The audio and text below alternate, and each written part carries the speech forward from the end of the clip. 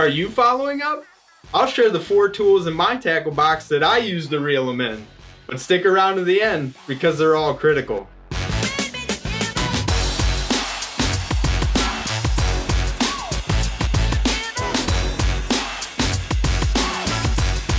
What's up, fellow marketers? I'm Chris Kapelski, and this is Marketing Tip Monday.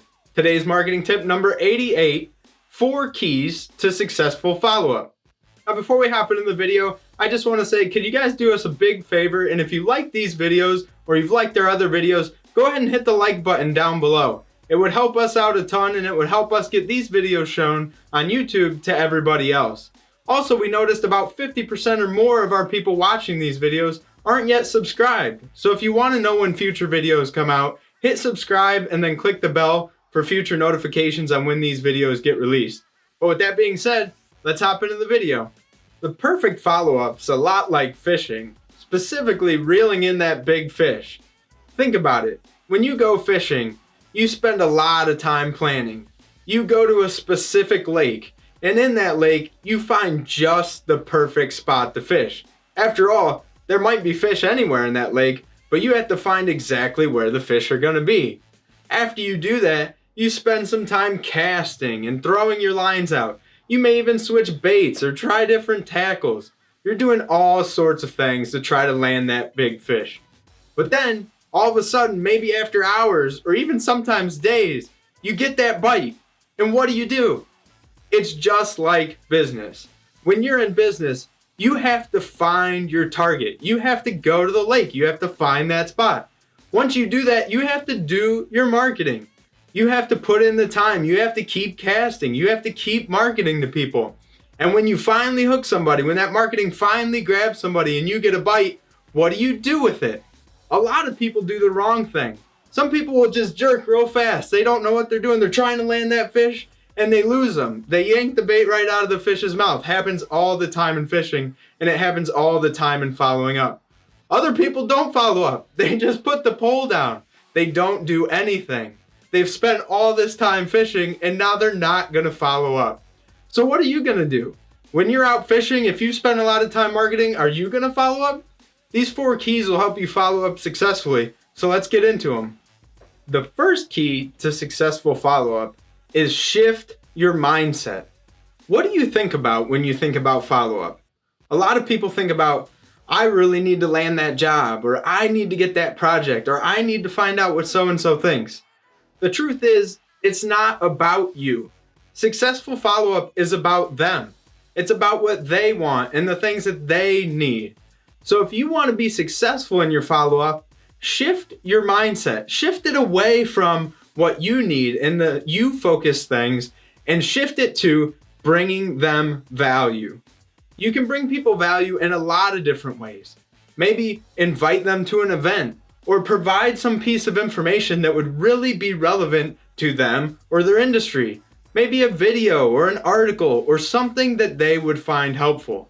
Think about that person. Think about the things that they like and what you've talked about in your previous conversations, and find a way to bring them value in your follow-ups. Bringing them value is just like bringing the right bait to the lake, right? If you put a bait on the line that you think is going to work, if you think it's valuable, that probably doesn't even matter. You have to get into the mind of your fish, the fish that you want to catch, and you have to put the bait on your line that is perfect for them. That's just like follow-up. Bring them value, provide the good bait, and you'll be more likely to land them. Now, following up takes time, typically 6 to 8 touch points before you land that fish or before you get a successful follow-up. So don't just do the same things. Don't just say, hey, are you ready yet? Are you ready yet? Are you ready to go yet? Make sure that each one of those follow-ups is different. Keep them unique and keep them interesting. If they're not interesting, or you keep them similar, or they're too businessy, people will just dread your emails. And instead of being successful, they'll wind up in the spam or deleted box, or worse, they'll even ignore you completely. So if you want to be successful in follow-up, remember the first key, and that's to shift your mindset. The second key to successful follow-up is don't rely on yourself. Now, I know this might sound a little strange, but early on in business, this was one of the biggest places I continually messed up. I relied on myself to remember in my mind or even sometimes on my phone when I should be following up with people or who I should be following up with. And as business owners, we have a ton going on in our lives. It's almost impossible, unless you're a very specific personality type, to remember to follow up with people. So instead of relying on yourself, do what we did. Get the right toolbox. Get a tackle box. That tackle box is a CRM or a client relationship management system. There's plenty of those systems out there. There's Salesforce and Zoho, Monday.com and HubSpot, and they all provide great ways for you to keep in touch with your clients. They have a lot of great things and can help your business out a ton. We don't have time for all the details right now, maybe in another video, but for now I'll put the links to all of them in the description below in case you want to check them out.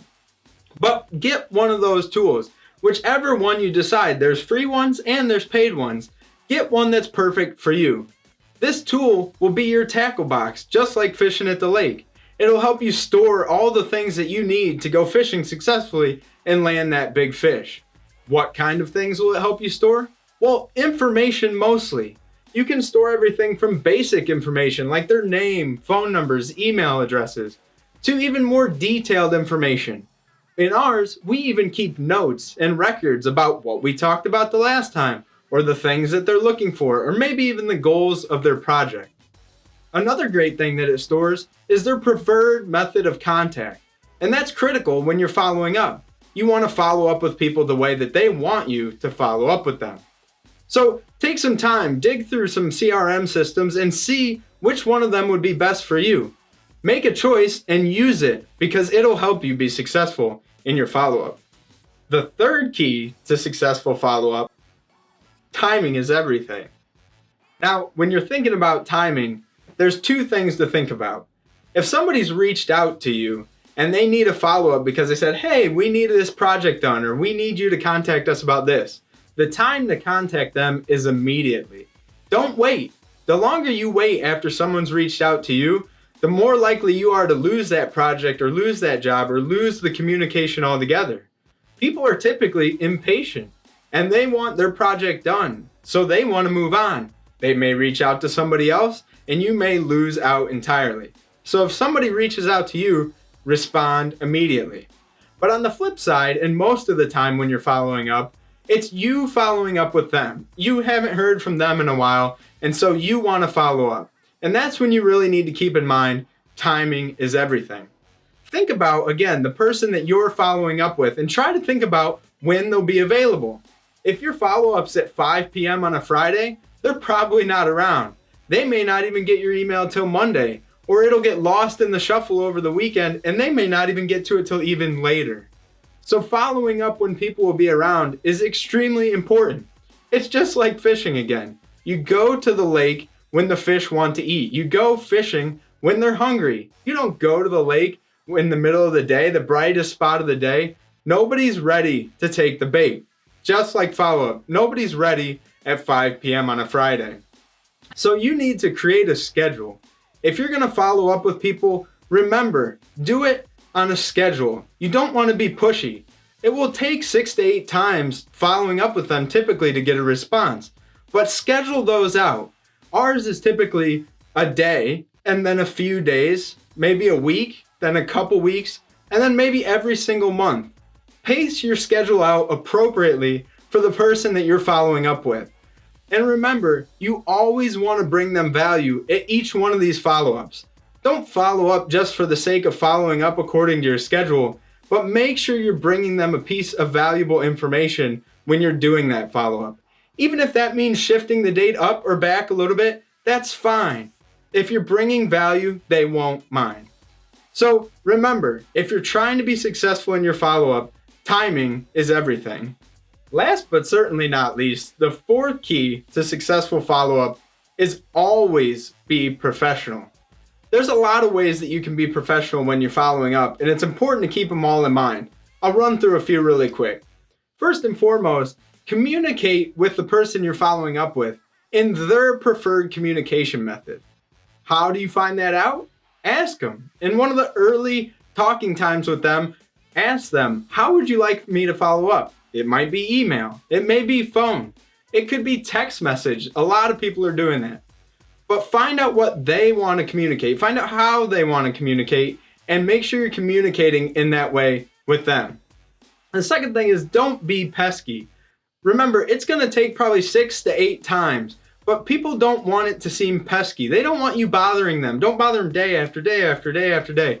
They will quickly dread your emails and ignore them entirely. Don't be pesky when you're following up. Remember, always bring them value. Additionally, you don't want to waste their time. People are busy. Every single person I talk to and ask says, "Oh, I've been so busy lately," or "I've had a ton going on."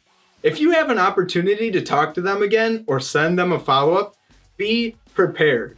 Have questions prepared that you need to get answered, or be prepared to answer their questions that they may ask.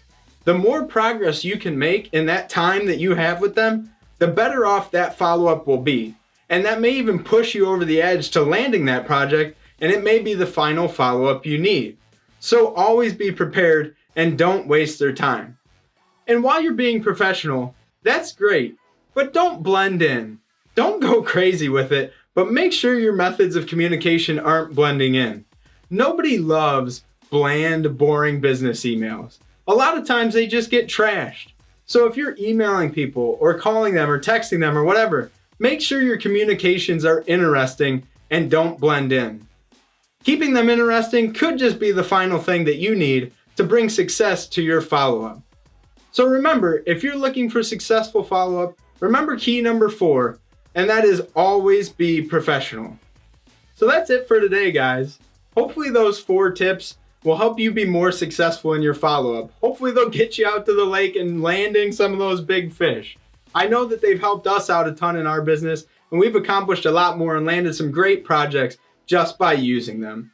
So that's it for today. If you enjoyed this video, go ahead and click the like button below. Again, that helps us out a ton. And if you want to see more videos like this, hit subscribe and click the notification bell. That way YouTube will send you an email when the next video is live.